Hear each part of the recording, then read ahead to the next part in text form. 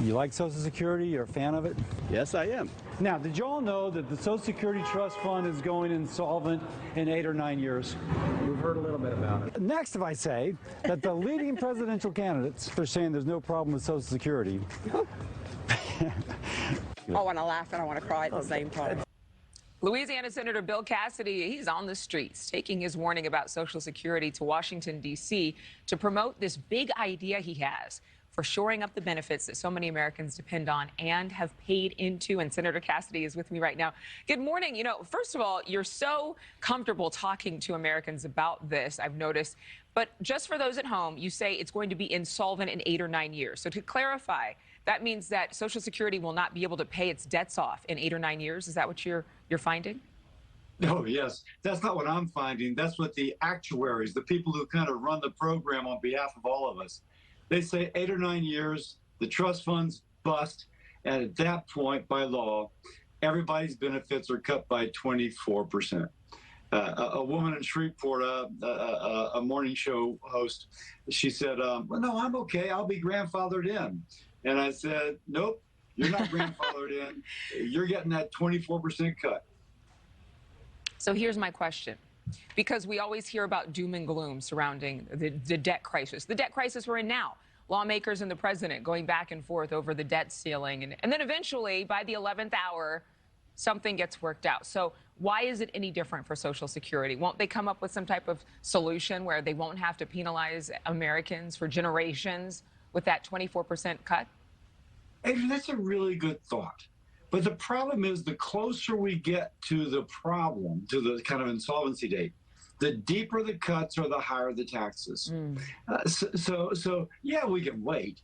But if we wait, it's worse. And the second thing is, normally this works best when there's Democrats and Republicans kind of sharing power. Because who's ever out of power is going to attack the one in power for kind of like, you know, political advantage. So the best thing is if it's divided, you all kind of come to a solution, you explain it to the American people, and then they're more likely to accept it because it's divided. Okay, so tell us about your big idea. We want to hear all about it. Big idea is let's take $1.5 trillion, put it in the U.S. economy, and let it grow over 70 years. If you do that, it grows so much that it's actually going to help bridge the Social Security fund, a different fund, into where it can pay its bills. And along the way, we repeal this 24% cut. You get what you're promised. But we take care of 75% of the impact upon the nation's debt. We do something for the debt. We make sure you get your benefits. And by the way, we're betting on the strength of the American economy, not on a Congress and a president making tough choices. I like my bets the other way. So this would be a private investment. What kind of fund would this money be invested in order to allow all Americans to benefit? Yeah, so one, the average American doesn't take any risk at all. The risk is borne by the fund, and it does not use Social Security dollars. But you can put it in the stock market. You can put it in kind of real estate.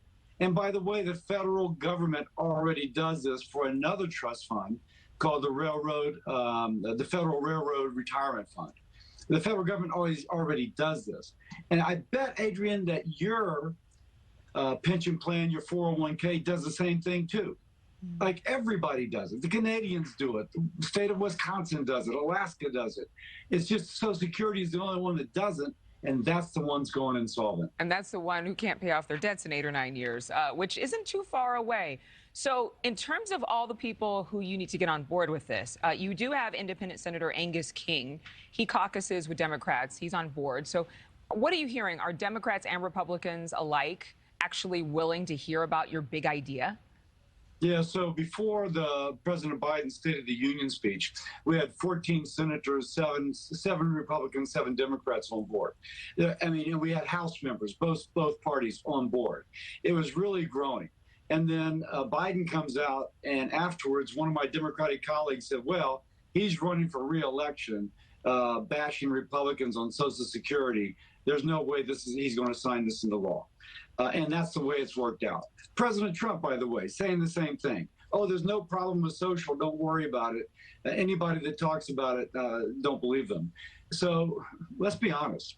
These are the actuaries, the people running the show, who say we're going to go bankrupt. We've got a plan. We need leaders to step up and say they'll work to help pass this plan. Well, I got to give it to you. Politics aside, it's just nice to hear an actual solution that is easy to understand and sounds like it's been done before. It's not like reinventing the wheel. Senator Cassidy, thank you so much. Thank you. This morning, Uber is offering a new feature for families allowing teenagers to ride without their parents or